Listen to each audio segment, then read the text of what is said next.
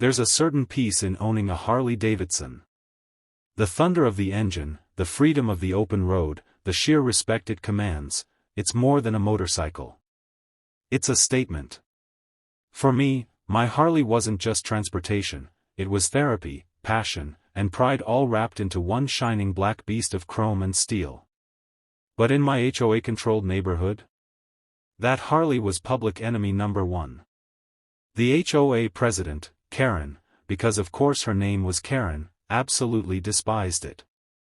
She hated the sound, hated the look, and most of all, hated that her teenage son Kyle drooled over it like it was the Holy Grail. Kyle was the kind of kid who thought the world owed him everything. Spoiled, reckless, and entitled. He already had 2 dirt bikes and a brand new car, both wrecked within months of getting them, but somehow he felt he deserved my Harley too. And when I say, deserve, I mean he demanded it, straight to my face. One evening, as I was polishing the Harley in my garage, Kyle strutted up with that cocky grin plastered on his face. "Yo, when are you gonna let me take her out for a spin?" he asked, hands shoved in his pockets. "Never," I said flatly. "This bike isn't a toy. It's not for sale, not for rent, and definitely not for loan." He scoffed. "Pfft, whatever. My mom says it's unfair for someone like you to hog a bike like this when younger people like me could enjoy it more." I raised an eyebrow. "Your mom says that?" Kyle smirked. "Yeah. She's gonna talk to the HOA about it. She says loud bikes like that don't fit the neighborhood. You might as well just hand it over to me before they fine you." I shook my head and laughed. "Tell your mom good luck with that." But inside, I knew trouble was brewing. Fast forward a few days. It's a Monday morning, and I'm not even home, I'm at City Hall, giving a security briefing to none other than the state attorney. See, what Karen and Kyle didn't realize is that I wasn't just some random biker neighbor. I was a senior law enforcement officer.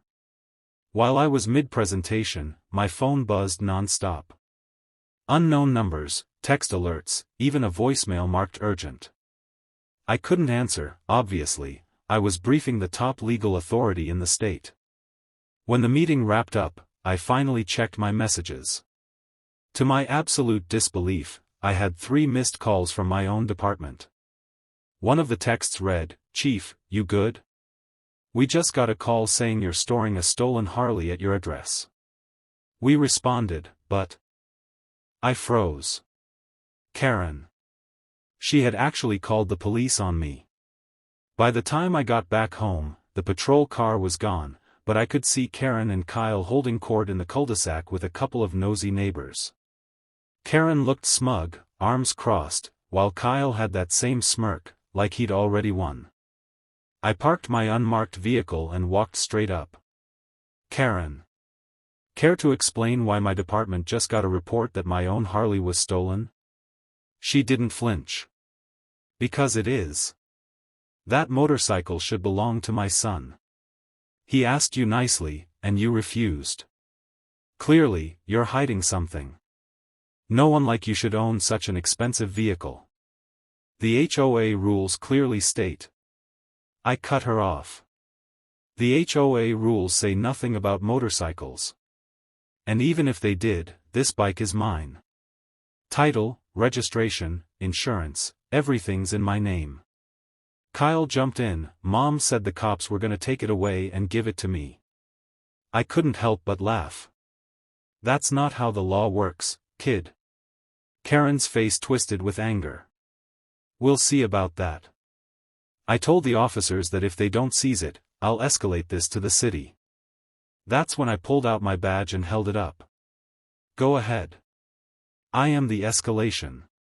Her jaw dropped. The neighbors gasped. Kyle's smirk vanished.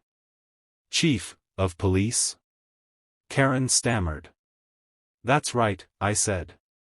"And while you were wasting police resources filing a false report, I was briefing the state attorney. Do you understand how serious this is?"